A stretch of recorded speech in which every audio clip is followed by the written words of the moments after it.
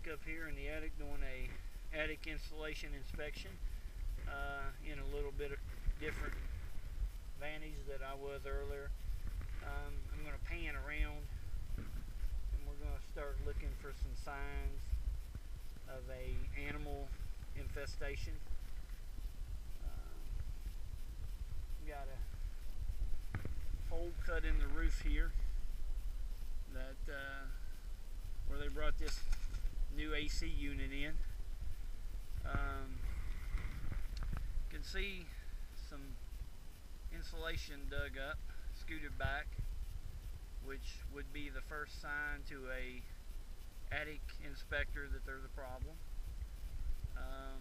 So we need to do a couple things. We need to determine what kind of animal we have in here and determine the appropriate means of keeping the animal out. So as we look around, we can see daylight. Look down this beam here, you can see the crack. That is called a construction gap. Crack there. That crack goes all the way around the house. So what we'll need to do is take the steps necessary to seal that crack up. As we scoot along through here, we can see the crack gets a little bit bigger. Yeah, that crack's going to hold true all the way around the house. We see some digging here, and we see some trampled down insulation in the back there that I don't think you guys can really see. We'll pan back around and we'll see more scooting out that the animal's done. Looks like they're attempting to put in a pile, which would be indications of a flying squirrel infestation. And the main part that would indicate a flying squirrel infestation is the lack of large entry points.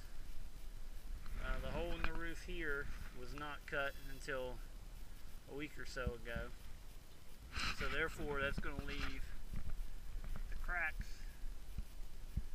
down that actually we just seen something, so I don't know how well it's going to turn out on the video, but there was just some kind of animal right there. So the cracks here all the way around the house is going to be the entry point, and it's going to be a problem that's going to have to be solved by means of an exclusion. So I think we just seen that animal there again.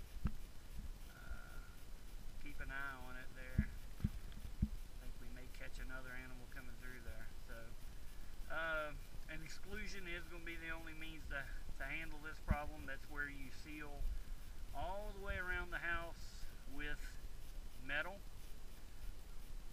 and you just leave one entry point or exit point with a tube. We usually use a excluder tube that'll let the animal out but won't let the animal back in. So that's going to be about the only way to treat this problem here. So after we get that done, we're going to recommend that all this insulation be removed via the vacuum, sucked out clean, and replaced with new blown fiberglass insulation and